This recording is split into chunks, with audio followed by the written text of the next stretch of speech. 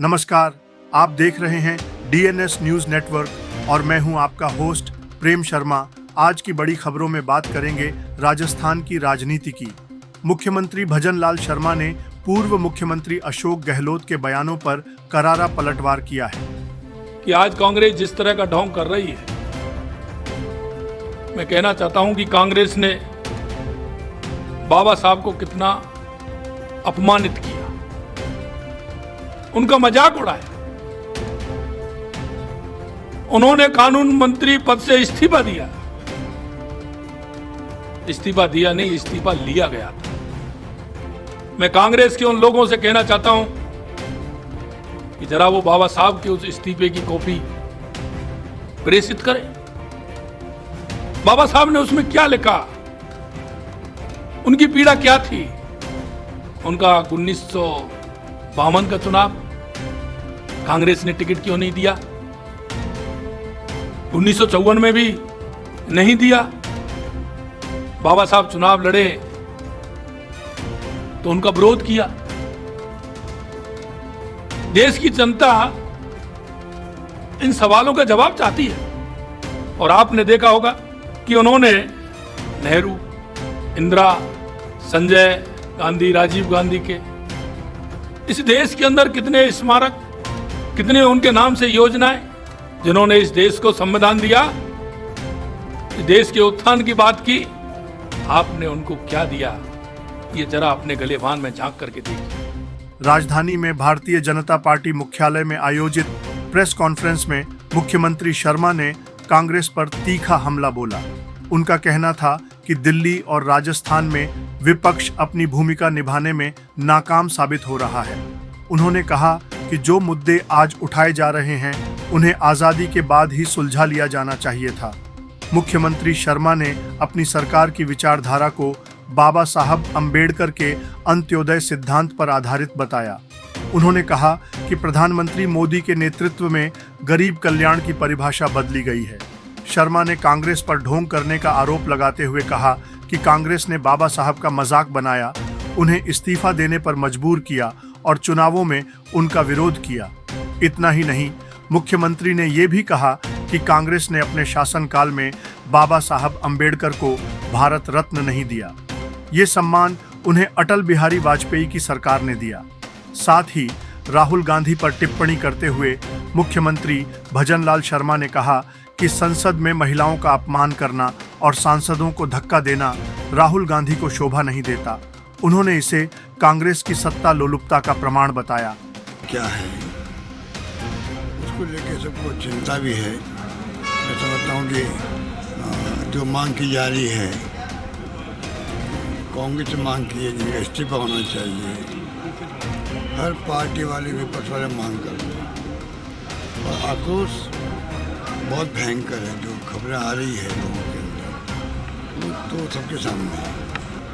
Sir, लेकिन BJP जिस तरीके से कांग्रेस पर रिवर्स अटैक कर रही है कि अंबेडकर का अपमान तो कांग्रेस ने किया था, उन्हें ये तो पुरानी बातें, इनको इतिहास पता नहीं है। अंबेडकर साहब को किस प्रकार से पहले लॉ मिनिस्टर बने वो देश के, संविधान सभा के 2 अध्यक्ष बने, इन्होंने बनाया क्या? इनको पता ही नहीं था, इनकी भागीदारी थी नहीं फ्रीडम मूवमेंट के अंदर। ये जो बातें करते हैं ये खाली कहना चाहिए कि गुमराह करने के लिए कर रहे हैं। क्योंकि उस जमाने के अंदर जिस प्रकार अंबेडकर साहब को सम्मान दिया गया, ड्राफ्टिंग कमेटी का चेयरमैन बनाया गया संविधान की, आज देश उनको याद इसीलिए करता है वो संविधान ड्राफ्टिंग कमेटी चेयरमैन थे। इन्होंने बनाया क्या उनको? लॉ मिनिस्टर इन्होंने बनाया क्या? तो इसलिए ये बातें गुमराह करने की बातें हैं, लोग समझते हैं बातों को। सर, बीजेपी कह चुकी है कि कांग्रेस अंबेडकर के जरिए अपना खोया हुआ जनाधार वापस पाना चाहती है, इसलिए इस मुद्दे को बेवजह तूल दे रही है। इनका विश्वास कभी था नहीं। इन लोगों का विश्वास तो आज़ादी के बाद में ना संविधान पे था ना अम्बेडकर जी पे था। ये तो प्रूफ है सबके पास में किस प्रकार से संविधान को मानने से इनकार कर दिया आरएसएस के मुखिया ने। तो ये किस मुंह से बातें करते हैं, इसलिए कोई दम नहीं है। आज जिलों के अंदर भी बड़ा आक्रोश है लोगों के अंदर। राहुल गांधी जी पे जिस तरीके से FIR करवाई गई, मार धक्का मुक्की का आरोप लगाया जा रहा है। बताइए तो, मतलब एक मजाक हो रही देश के अंदर, मजाक हो रही है। पूरा देश जानता है कि राहुल गांधी जिस प्रकार से सत्य व हिंसा पे चल के राजनीति करना चाहते हैं, प्रेम मोहब्बत भाईचारे सद्भावना की बात करना चाहते हैं, जिनके परिवार में इंदिरा गांधी ने पाकिस्तान के 2 टुकड़े कर दिए, शहीद हो गए हो, राजीव गांधी उनके पिता शहीद हो गए, और जिनको फांसी सजा हुई उनको माफ़ करने की बात इन्होंने करी, इनके परिवार ने करी। वो व्यक्ति को धक्का भी दे सकता है क्या? ऐसी बातें वो जरूर की जा रही है देश के अंदर। और तो और जो तो वीडियोग्राफी होती है एक एक पल की, वो छिपा के रखा गया, क्यों रखा गया है? इसलिए दुनिया जानती है, देश जानता है, राहुल गांधी को पहचान चुके हैं सब लोग, किस प्रकार व्यक्तित्व उनका है, किस प्रकार का उनका सोच है, सबको मालूम है। ARCP का मामला था, प्रधानमंत्री जी आए हैं, आज मैं पढ़ रहा हूँ कि अभी तक उनकी पार्टी के अंदर भी कई सवाल पैदा हो रहे हैं। मैं फिर पूछना चाहूँगा कि प्राइम मिनिस्टर आ गए, वो PKC और ARCP नया नाम रख दिया